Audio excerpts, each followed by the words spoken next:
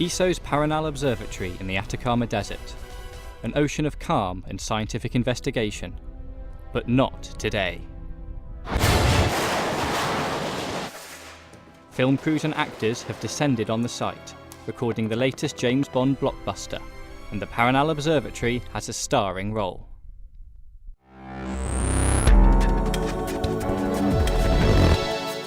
This is the ESOcast, cutting-edge science and life behind the scenes of ESO, the European Southern Observatory, exploring the universe's ultimate frontier with our host, Dr. J, aka Dr. Joe Liska.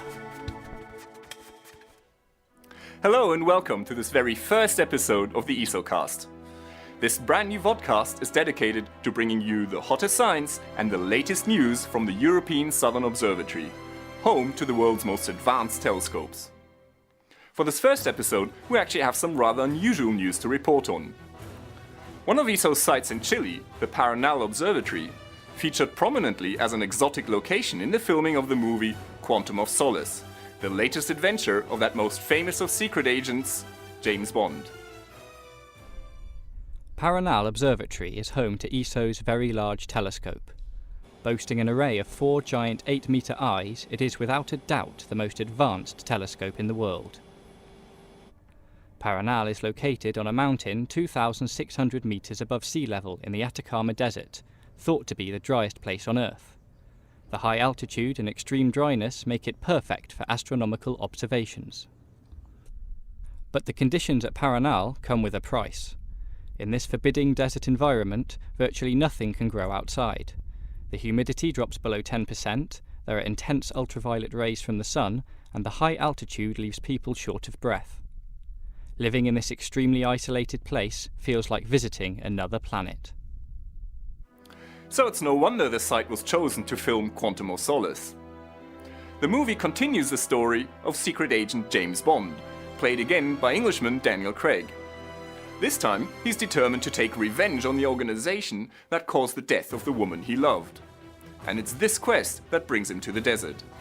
I think that the landscapes and what the landscape gives us and what it gives to Bond and the character is really, really good, because in a sense, you know, we're shooting in a desert and that's sort of a reflection of Bond's character in itself, because the desert always brings along a certain loneliness, a certain solitude, and that solitude and loneliness sort of reflects who Bond is at this point. We're about 2 hours east of Antofagasta, which is on the North Chilean coast, in the middle of nowhere. Up how many feet up? About 10,000 feet up over here?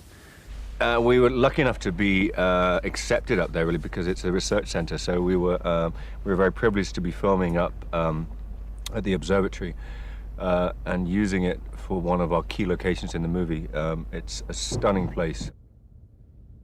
To make it possible for people to live and work at Paranal, a hotel, or residencia, was built in the base camp, providing a refuge from the arid environment outside.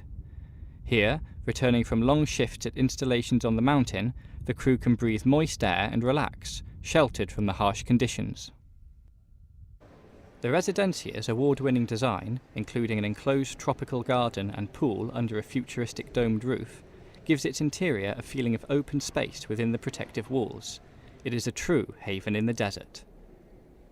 This unique building serves as a backdrop in the Bond film. The residencia is, in fact, the hideout of maverick Dominic Green, played by Mathieu Amalric. It's his facade. It's his nice side. This is to save the planet. It's an eco-park. Great idea. Using natural resources, not to pollute the planet, try to plant trees and kill the desert, and great stuff. The Paranal Residencia is elegant, built with robust and inexpensive materials. Taking advantage of an existing depression in the ground, architects created a unique subterranean construction with a single facade opening towards the Pacific Ocean, far below at a distance of about 12 kilometres. It has the same colour as the desert and blends perfectly into the surroundings. Natural daylight is brought into the building through a 35-metre wide glass-covered dome, a rectangular courtyard roof and skylight hatches. The originality of this design made it possible to create an interior with a feeling of open space, despite the underground location. The film crew of about 300 people shot some of the most critical scenes in the movie at Paranal. The ESO Director General, Tim Deziu, happened to be on site during the filming. We're all delighted that they're here, and it is extremely good to see how careful the crew is with the surroundings and how mindful they are of the fact that they are in an operating, working observatory. So clearly the crew couldn't do all of the filming at the observatory itself. So they created a mock-up of the Paranal Residencia at the world-famous 007 stage at Pinewood Studios. In reality, of course, the Paranal Residencia is home to all the technicians, engineers and astronomers that make the Very Large Telescope, or VLT, one of the most successful and efficient science machines ever built. Who knows, maybe one day the VLT itself will feature in a James Bond movie.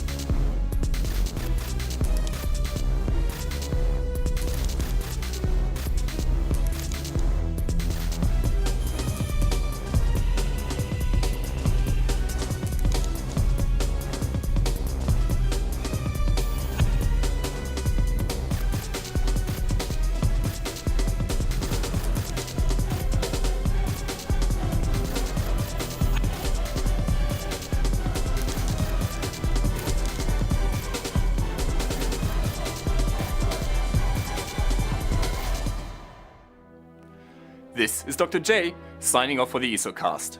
The sky is no longer the limit.